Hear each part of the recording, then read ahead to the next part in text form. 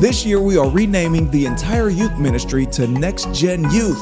We are celebrating the 10-year anniversary of Children's Church, where we aim to grow tomorrow's leaders by helping them make sense out of life by accepting Christ at an early age, avoid the negative outcomes of sin, counterbalance worldly influences, and learn to love others and to love God.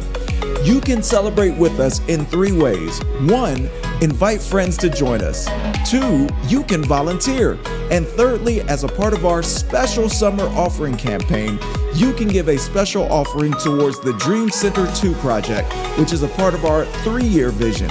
We want to renovate the center to accommodate youth sports and adult activities centered around health and fitness.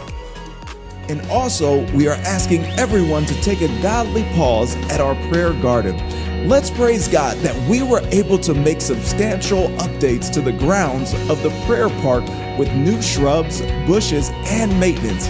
And thank God we were able to finish our parking lot project just in time. Join us on Sunday as we celebrate Amazing Women. Our annual luncheon for the ladies is back and better than ever. This year, our Amazing Women Luncheon and Fashion Show will be held right after our Sunday services in our Dream Center.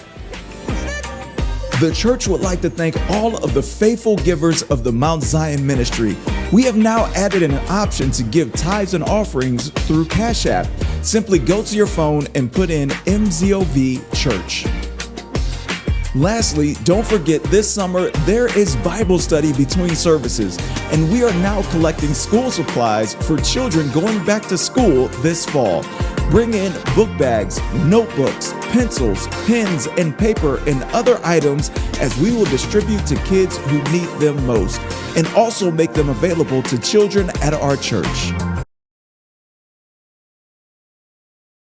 My name is Michael Fletcher. I'm from Columbus, Ohio. And about 4 years ago, I was a junior at Oral Roberts University.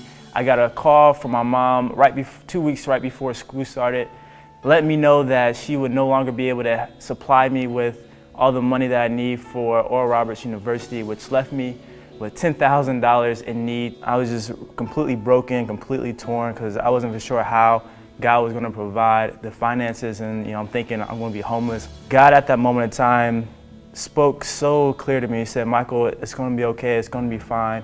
Just rise up, and what do you have? What do you have in your hands?"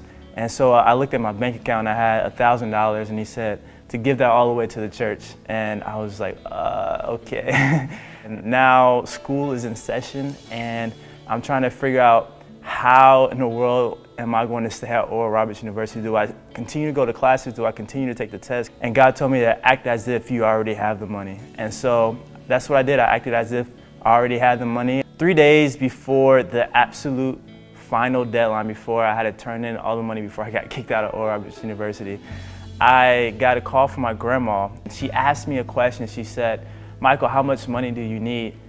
And I told her $10,000, and she didn't say nothing for a couple seconds, and it was just a little awkward pause. And she was like, "Okay." She's like, "It's done. I'll provide the money that you need.